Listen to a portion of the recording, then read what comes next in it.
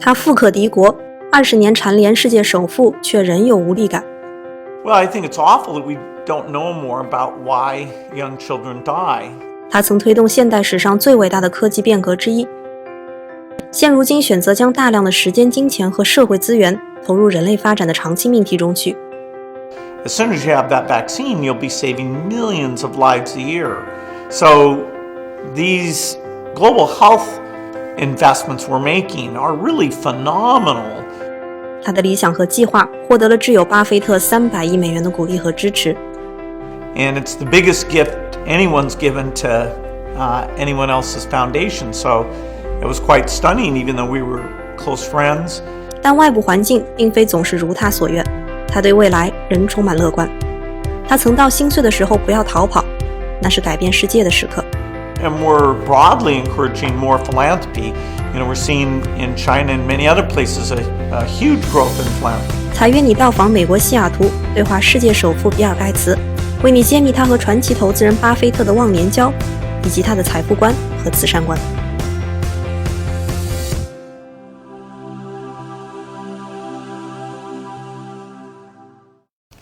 In 2006, Warren Buffett announced to donate like 85% of its Berkshire Hathaway stocks to 5 different foundations, and most of that grants goes to Bill and Melinda Gates Foundation. Tell you the decision before the announcement, and was that a surprise to you? Well, I'd been good friends with Warren Buffett for a number of years, and he had given me advice about the foundation work. I was very excited about what we were doing, but his wife, Susie, was going to be in charge of giving away the money that he made. Tragically, she died. And so a few months after that, Warren said to us that he thought the most logical thing would be to make a major gift to our foundation. And it's the biggest gift anyone's given to anyone else's foundation. So it was quite stunning, even though we were close friends. And we were honored. It made us think, okay, we can be more ambitious. Warren told us to go out and take risk. And so now that's 10 years ago, and Warren thought it'd be great if we wrote to him about how we see the overall impact of the most generous act ever made. So during this 10 years, how do you report to Warren or discuss with him about all the development of the foundation annually? Well, we get to see Warren a lot, and he's a trustee, so we're coming together. But this is stepping back and saying, what did we expect at the time? What's gone better than we expected? And just the discipline of going through this writing. And there's lots of people like Warren who care about the poorest, but they don't get to fly to Africa like we do. They don't get to meet with the top scientists and see what's realistic. In fact, we mentioned in the letter that less than 1% of the world correctly answers the question of what's happened to poverty over the last 25 years, which is that it's been more than cut in half. And as they see the pictures on the screen of tough situation, people think actually that things got worse. It's too bad. We need to bring the good news and explain what went well and how we can do even more of it. And that's a big achievement for the foundation, and you are quite proud of it. And I noticed that actually most of its grants goes to either both the global health program and the global development program. But do you have any plan to maybe adjust the portfolio in the next 5 to 10 years? Well, our foundation's biggest effort is to make sure that the health of the poorest is not worse than the rest of the world, that a child everywhere has the same chance of surviving and having the nutrition so they can develop their physical and mental potential. And we're still far short of that. Over 6 million kids a year are still dying before the age of 5, 1 million in the very first day of life. And so for my lifetime and Melinda's, getting rid of these diseases, malaria, TB, HIV, that'll remain our primary focus. We want to end those diseases. The only one that's close to being ended is the polio disease, which paralyzes children. But you have to spend over $4 billion on average every year. Like, is that a burden to you? What if there's no good deal for a year? Well, certainly getting great vaccines out helping to invent a vaccine for, say, HIV. Those are unbelievable things because as soon as you have that vaccine, you'll be saving millions of lives a year. So these global health investments we're making are really phenomenal. It's like investing in a Microsoft or Google. The returns are even higher in terms of the improving the human condition. The poorest, we often don't invest for them because there's not a market, and yet their needs are quite significant. And so we're going to stay focused on solving these health problems, and during our lifetime, we think we can largely solve them. And because you have done a philosophy for such a long years, have you ever think about to change the way to do it? Because Max Edward think about the other way. He chose the LLC structure. Have you ever think about to change the foundation structure into more like flexible way? Well, that's kind of a complicated topic. There's many ways you can structure things.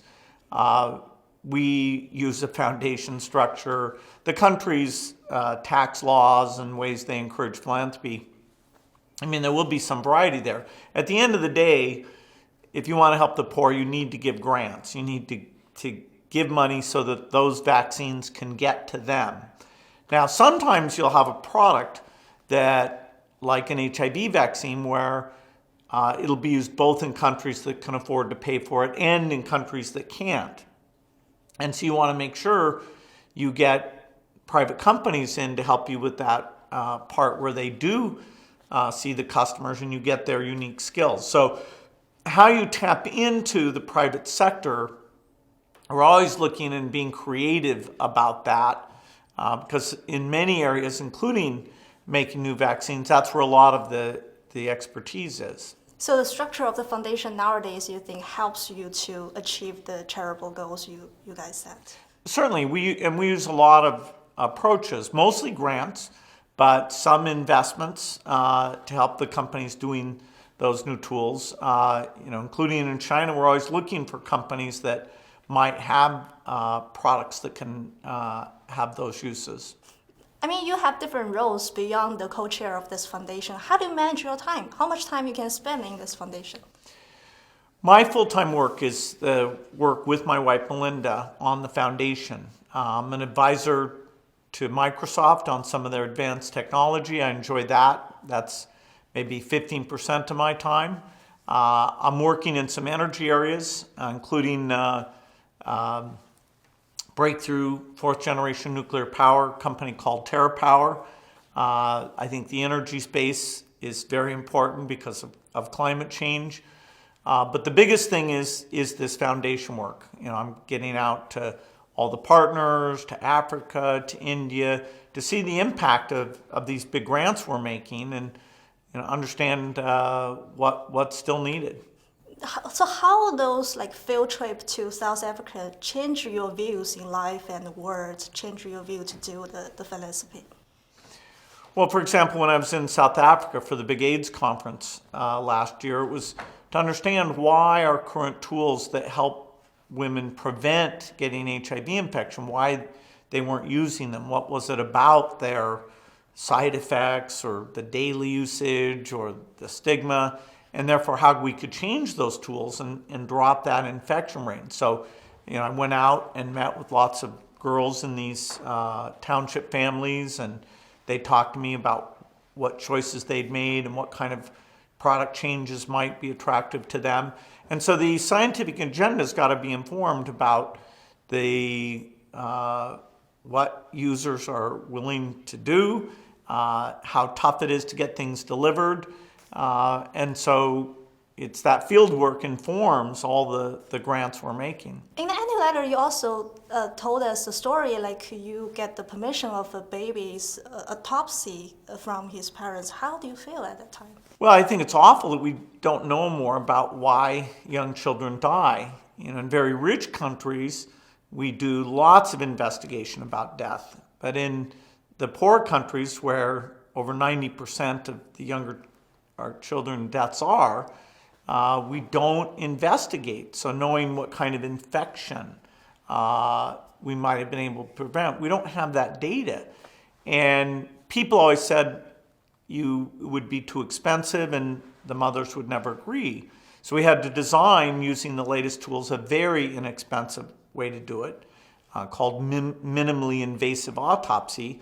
And then we went out and asked parents, could we look and see so that maybe in the future, in a similar situation, the child wouldn't die. And we got, surprisingly, very high acceptance to that. And so I, in the letter, talk about an autopsy where I actually was present to see and to figure out why this child had stopped breathing, because that was so sad for the mother. Yeah, but it helps the science to get to know the data. It could help more people in the poor country. Right, which is why the mother agreed that we should investigate. And I think political weather is another challenge for nowadays, especially, financial crisis, populism rising. How do you face the new normal if the country were just cut more foreign aids in the future? Well, fortunately, a lot of countries participate in foreign aid. And, the good news is a lot of countries that needed foreign aid have developed, and the pace of development is very good. South Korea, as late as the 1970s, received foreign aid. Now they're a foreign aid donor. China today doesn't receive foreign aid and is starting to be a foreign aid giver. And so we get to concentrate. We have more givers and less recipients. And so some of these countries, like in landlocked Africa, very tough challenge, but we now have more resources to help them. We have better science. The success stories of how that aid is having such success, we need to get that out there so that voters don't think of it that's money that's wasted or feel like it has no impact at all. And using this digital world and getting out and telling taxpayers to be proud of that kind of outreach, we need to keep doing that because there's a lot of fiscal priorities. Budgets are particularly tight, but I don't think foreign aid will go down a lot. It may not go up a lot, so we'll have to use what we have along with the new science to have even more impact. How will you use the endowments from your family and the contribution from Warren Buffett in a more sustainable way? Well, if you can do something like eradicate polio, then forever after, nobody has to buy the vaccine or deal with the paralyzed child. It's gone, just like smallpox is gone, and we don't spend money on that. People don't have those pockmarked complexions now because it's completely a thing of the past. So if you can uplift a country so that its health is good, then its kids can learn. And over time, it develops the structures and resources to be self-sufficient. The goal is always to have countries graduate so we can then focus on the remainder and eventually get all countries to be self-sufficient. So that's the sustainability, is getting them out of their poverty trap, and in some cases completely getting rid of the disease.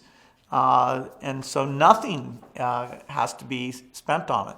How far away from our get rid of all the epidemic flus, let's say Ebola or Zika virus? What can we do now to contain the damage in the future?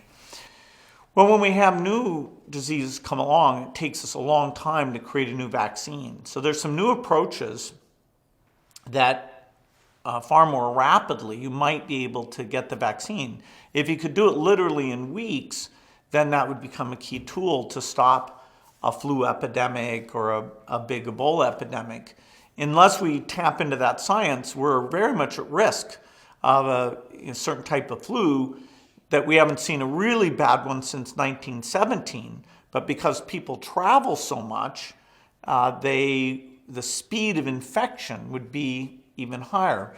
People have done movies about this. I did a TED Talk about this. We're not as ready as we should be. And because it's a global problem, it's kind of like climate change, where you need the top governments to work together. You need China and the US and Europe all thinking, okay, let's get our scientists, let's get our manufacturing capacity. And if this came about, we'd have to coordinate a lot of our activity through WHO and by working with each other. And there is more dialogue about that, even though Ebola and Zika were a tragedy. It's reminding people that whether it's flu or MERS or some unknown thing, governments haven't stepped up enough. And yet there's some science that should make it, if we do the right thing in the next 5 or 10 years, we would be far more prepared. In terms of the technology, you mentioned energy before. Is there any other area you're going to bet? Because you made a bet, like many things going to change by 2030. So in terms of technology, which technology are you going to bet which could make the biggest change for the next 5 or 10 years for the poll? Well, I work in the foundation where making vaccines easier and better, that'll be a top priority for us, because malaria, TB, HIV, we need phenomenal vaccines for those. Microsoft, of course, is using AI to do magical digital things. And then in the energy space, we have a lot of paths, including a way of storing energy that's more inexpensive, but that's very hard to do. Making nuclear cheaper and safer with this 4th generation. So multiple ideas with the goal that we want energy that's less expensive and has none of these either local pollutants or the global pollutants, which are the greenhouse gases. If we look back for the previous 17 years, what the foundation could do different to accelerate the children's mortality, to accelerate its decline?